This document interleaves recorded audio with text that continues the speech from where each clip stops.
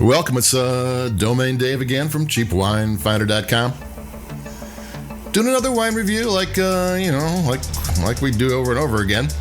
But we have fun doing it, so. What we got, we're back into the being cheap. But, we've been 10 to 20 lately, and now we're down into Aldi 8.99, Scarlet Path, Old Vine, Lodi Zinfandel 2020. I have the bottle in my hand right now, and it's this kind of red velvet label with a black S. Kind of a nice touch for an $8.99 bottle of wine from a supermarket. I mean, you don't get velvet every day on your wine label, so that's cool. I'm going to have a sip, and we're going to talk about it.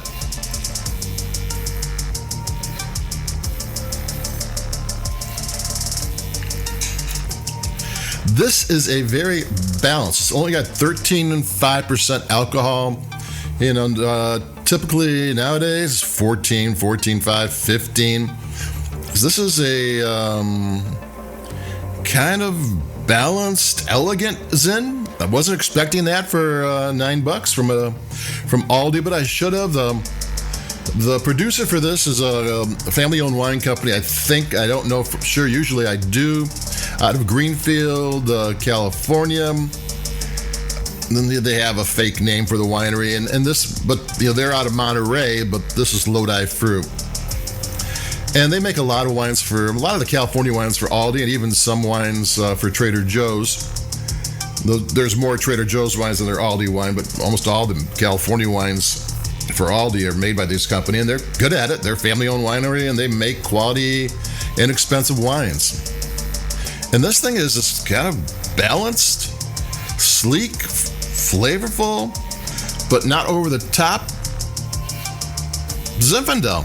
It's got some spice. It's got some good flavor. It's not that bad. Is it I would prefer, if I was going to spend a lot more money, the one that had a lot more bright fruit flavor. But the flavor that it has is perfectly fine, and especially at $9, you can't complain. This is a flavorful wine. I can't complain at all about that. And the balance is excellent, truly excellent. Another sip. This is a dry wine. I can think of several big name Lodi Zinfandels that sell for $5 more that aren't this good. So this is a bargain wine.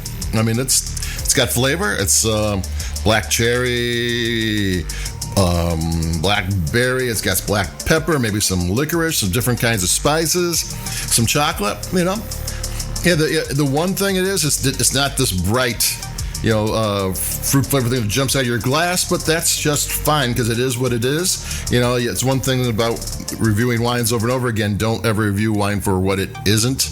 Drink what it is. And for what this is for $8.99. This is a really cool wine. So it's from Lodi. Lodi is east and south of Napa.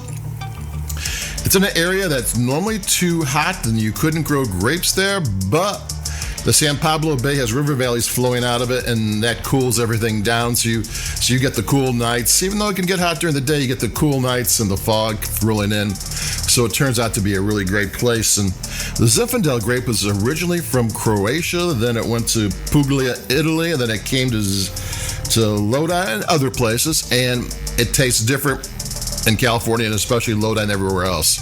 One of the weird things about the grape is that it doesn't ripen all at the same time on the same bunch. When they pick it, there could be some that are too ripe, some that are not ripe enough, and all those different grapes when they ferment it and press the grapes and all that bring a flavor that doesn't happen in Croatia or Puglia or other places where you get Zinfandel. It's kind of this unique Zinfandel thing. And then we're going to talk a little bit about Old Vine. Old Vine, there is no legal definition, but typically speaking, 40 years plus. And one of the reasons why 40 years plus is most professional vineyards. They're growing growing grapes for all these wine companies. Kind of every 40 years or so, they will replant their vineyards. I mean, probably even sooner, because they always want the vines to be at the peak of production. So like 40 years at the end, sometimes 25, sometimes 30, but they're always pulling out part of it and adding new ones, adding new vines. And Zinfandel for most of the 1900s wasn't all that popular, so there was no reason to pull it out ever. And plus, another reason there's old vines is that there was the white Zinfandel craze of the 60s and 70s, where there was this sweet kind of a rosé wine made from Zinfandel. And they planted grapes like crazy, and those wines are getting to be 50 years old. So yeah, there's 100-year-old vineyards. There's a vineyard from 1869 that's out there. Jesse James was alive. Billy the Kid was alive. Custer was alive. And then that vineyard and those plants are still there. But so that's old vine.